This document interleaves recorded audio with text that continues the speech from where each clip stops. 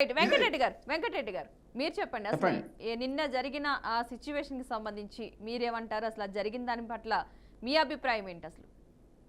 ఇప్పుడు ఒకటి madam, live లో ఉన్నటువంటి పెద్దలు రామ్మోహన్ రావు గారితో సహా బీఆర్ఎస్ కాంగ్రెస్ ప్రతినిధులందరికీ మీకు అందరికీ కూడా నమస్తే. ఈ చర్చ గత 2 రోజులుగా ప్రారంభించబడినటువంటి కాంగ్రెస్ రెండవ పూర్తి బడ్జెట్ సమావేశంలో గవర్నర్ గారికి ధన్యవాదాలు చెప్పేటువంటి క్రమంలో జరిగినటువంటి ఒక మనం ఊహించని పరిణామం, ఆశించని పరిణామం, ఉండకూడనటువంటి పరిణామం అని చెప్పి నేను భావిస్తున్నాను. ఎందుకంటే ఒక గౌరవ శాసనసభ్యుడు జగదీష్ రెడ్డి గారిని సస్పెండ్ చేయడం, దానికి పరిస్థితులు ఎట్లా వచ్చినాయి ఏమిటి అనేటువంటిది మనం ఆలోచిస్తే, సీక్వెన్స్ని ఆలోచిస్తే ఒకటి మనకు స్పష్టంగా కనపడుతున్నటువంటిది అంటే జగదీష్ రెడ్డి గారు మాట్లాడినటువంటి భావజాలం కానీ, బాడీ లాంగ్వేజ్ కానీ, ఆధిపత్య ధోరణి కానీ కొంత గవర్నర్ గారు మన స్పీకర్ గారిని ఇమేజ్కు కొంత సరిపడదు అనేటువంటిది మాత్రం చాలా స్పష్టంగా చెప్పవచ్చుది.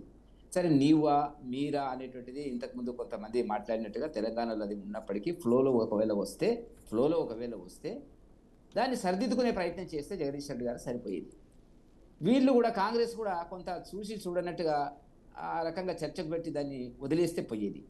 ఈ రెండు కాంగ్రెస్ బీఆర్ఎస్ ఆడుతున్నటువంటి నాటకంలో, డ్రామాలో, ఎందుకంటే బడ్జెట్ను ప్రవేశపెట్టేటువంటి కార్యక్రమం ఉంది 10-15 రోజులు.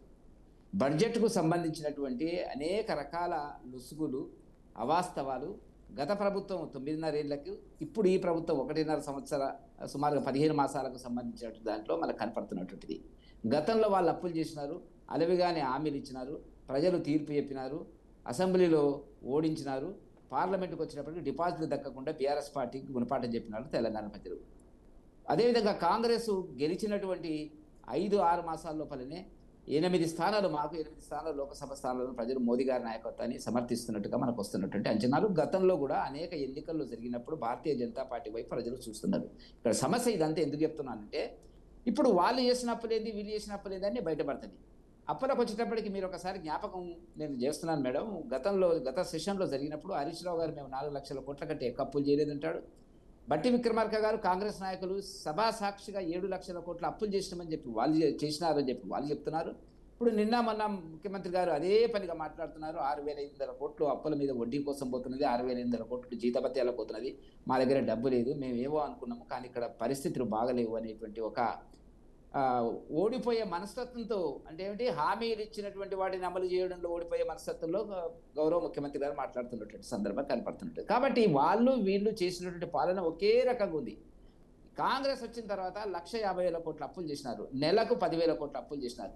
ఇప్పుడు రిజర్వ్ బ్యాంకుకు ఈ నెల మార్చిలో ఒక 10,000 కోట్లు కావాలని డేట్ పెట్టినారు, ఫిబ్రవరిలో 10,000 కోట్లు కావాలన్నారు, జనవరిలో 10,000 కోట్లు ఇండెంట్ పెట్టారు. దాంట్లో కొంత ఇచ్చింది రిజర్వ్ బ్యాంకు, ఇవ్వలేదు. కాబట్టి ఆర్థిక అస్తవ్యస్తము, ఆర్థిక సంక్షోభాన్ని బీఆర్ఎస్ పార్టీ, కాంగ్రెస్ పార్టీ నెట్టినాయి అన్న దాంట్లో సందేహం లేదు. కాబట్టి దీంట్లో నుంచి తప్పించుకోవాలి ప్రజలు. ఇప్పుడు ప్రత్యామ్నాయంగా భారతీయ జనతా పార్టీ వచ్చింది. మొన్న జరిగిన ఎన్నికల్లో కానీ, ఇతరతర అనేక ఎన్నికల్లో కానీ ప్రజలు మా వైపు చూస్తున్నారు, మోదీ గారి నాయకత్వాన్ని సమర్థిస్తున్నారు. మోదీ గారి పాలన పట్ల 3వసారి దేశంలో ఇచ్చినటువంటి తీర్పు కొనసాగింపుగానే డబుల్ ఇంజన్ సర్కార్ కావాలని చెప్పి తెలంగాణలో ప్రజలు భావిస్తున్నటువంటి తీర్పు, మేధావులు ఇచ్చినటువంటి తీర్పు చాలా గొప్పది. 2-3 టీచర్ల నియోజకవర్గాలు ఉంటాయి, దాంట్లో 2 మేము గెలవడం జరిగినటువంటిది ఒక సంకేతం. చదువుకున్న వాళ్ళు, మేధావులు నిర్ణయాలు చేస్తున్నారు. ఈ దాన్ని మమ్మల్ని పక్కకు పెట్టాలంటే ఏం చేయాలి? కొట్లాడుకోవాలి, సభ నడవదు, ప్రజా సమస్యల మీద చర్చ జరగకూడదు, ఏం జరిగింది అనేటువంటి దాని మీద ప్రజలకు ఇచ్చినటువంటి హామీలు ఎంతవరకు అమలు చేసినాం అనేటువంటిది మీరు అమలు పరచలే, మేము అమలు పరచలే, కాబట్టి మన ఇద్దరం కొట్లాడుకుందాం. కాబట్టి జగదీష్ రెడ్డి గారి సస్పెన్షన్ అనేటువంటి దాని మీద సర్దుబాటు చేసుకోవాలి. ప్రజా సంక్షేమం దృష్ట్యా, ప్రజా సమస్యల పట్ల, అభివృద్ధి పట్ల, తెలంగాణ అభివృద్ధి పట్ల ఒకవేళ వాళ్ళకి 2 పార్టీలకు ఒక అభిప్రాయం ఉన్నట్టయితే కొంత సర్దుకొని పోండి. మేమేం మాట్లాడలేదు నిన్న అసెంబ్లీలో, మా భారతీయ జనతా పార్టీ ఈ ఇష్యూ మీద మనం మాట్లాడలేదు. కాబట్టి మేము తెలుసుకున్నది ఏంటంటే, సర్దుబాటు చేసుకొని ప్రజా అభివృద్ధి కోణం లోపల మంచి బడ్జెట్ ప్రవేశపెట్టి ప్రజా అవసరాలు ఏమున్నాయి అనేటువంటి దాని కింద అన్ని విషయాలు బయటకు వస్తే బాగుంటుంది. అన్ని విషయాలు బయటకు రావడానికి బీఆర్ఎస్ పార్టీకి ఇష్టం లేదు, కాంగ్రెస్ పార్టీకి ఇష్టం లేదు. ఎందుకంటే అప్పుల కూపంలోకి 2 నెట్టినాయి కాబట్టి ఇప్పుడు దీనిలో తప్పించుకొని బయటపడాలనేటువంటి దాని కింద ఇప్పుడు ఇది ఒక సంకేతం. గౌరవ మాజీ ముఖ్యమంత్రి గారు ఒకరోజు వచ్చినారు, రాలేదు. మనం ఏదో ఒక టీవీ ఛానల్లో చెప్పాను, మరుసటి రోజు నుంచి రాడు అని చెప్పి. కాబట్టి బాధ్యత లేకుండా ప్రధాన ప్రతిపక్ష పార్టీ హోదాను అనుభవిస్తూ, ప్రజల యొక్క డబ్బును అనుభవిస్తూ, సభకు రానటువంటి వాళ్ళది ప్రజలు తీర్పు చెప్తారు, అది వేరే సంగతి. కాబట్టి నేను చెప్పదలుచుకున్న పాయింట్ ఏంటంటే ఈ రెండు పార్టీలు వచ్చే బడ్జెట్ రేపు ప్రవేశపెట్టేటువంటి బడ్జెట్ను చర్చించకుండా, బడ్జెట్లో లొసుగులు అప్పులు ఏమేం జరిగింది అనేటువంటి అది ప్రజలకు చెప్పకుండా, ప్రజలకు విజ్ఞప్తి చేసేటువంటి పద్ధతి లోపల ఇవాళ ఏంటంటే ఇది ఈ రకంగా తీసుకొస్తున్నటువంటి ప్రయత్నం. కాబట్టి దీంట్లో రాజకీయాలు ఉన్నవి, ఈ చర్చ ఇట్లా జరగకూడదు. ఏదో ఒకటి సర్దుబాటు చేసుకోండి. సర్దుబాటు చేసుకునేటువంటిది ఆయన దేశం మాట్లాడింది ఒకటి, వీళ్ళు మాట్లాడింది ఒకటి. గతంలో బీఆర్ఎస్ ప్రభుత్వం ఏ రకమైనటువంటి పద్ధతిని కాంగ్రెస్ ప్రతిపక్ష పార్టీల మీద ఇతర పార్టీల మీద అనుసరించిందో అదే పద్ధతి వల్ల కాంగ్రెస్ కూడా అనుసరిస్తున్నటువంటి పద్ధతి. గతంలో కోమటిరెడ్డి వెంకటరెడ్డి గారిని, సంపత్ కుమార్ గారిని చేసినటువంటి పద్ధతులు చేస్తున్నారు. ఇప్పుడు నిన్న జగదీష్ రెడ్డి గారు మాట్లాడుతున్నప్పుడు మధ్యలో కోమటిరెడ్డి వెంకటరెడ్డి గారు ఇతర మంత్రులు జోక్యం చేసుకున్నారు. ఇదే పద్ధతి కేసీఆర్ జమానాలో కూడా అసెంబ్లీలో జరిగిన మాట వాస్తవం. కాబట్టి రెండు పార్టీలకు ఏమి లేదు, దొంది, రెండు అవినీతి, అసమర్థ పాలన, కుటుంబ పాలన. ఈ కేంద్రంగా వాళ్ళు ఏంటంటే అసెంబ్లీని వాడుకొని బయటపడేవంటి. మామూలుగా చూస్తే ఇప్పుడు ముందు బిల్లు పెట్టారు, దళిత ఎస్సీ వర్గీకరణ పెట్టారు, అవి బిల్లు పాస్ చేసుకుంటారు. అదేవిధంగా బీసీకి పెడతారు. ఆ తర్వాత అసెంబ్లీ దీనికి ఏది బడ్జెట్ పెడుతున్నారు, చాలా చాకచక్యంగా పెడుతున్నారు ముందు చూపుతోని.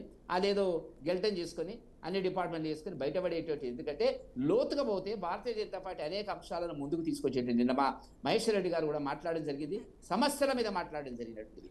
కాబట్టి ఇవి టైం పాస్ ముచ్చట్లు, ప్రజలను డైవర్ట్ చేసే రాజకీయాలు రెండు పార్టీలు చేస్తున్నాయి. ఇది మంచిది కాదు తెలంగాణకు అనేటువంటిది మాత్రం మేము చెప్పదలుచుకున్నాము. అందుచేత ఏంటంటే ఈ కోణంలో ఆలోచించినప్పుడు రెండు పార్టీలు ఒక అండర్స్టాండింగ్ లేదని వాళ్ళు అంటున్నారు. రేపు స్టాలిన్ గారు పెట్టేటువంటి మీటింగ్కు బీఆర్ఎస్ పార్టీ పోతుంది.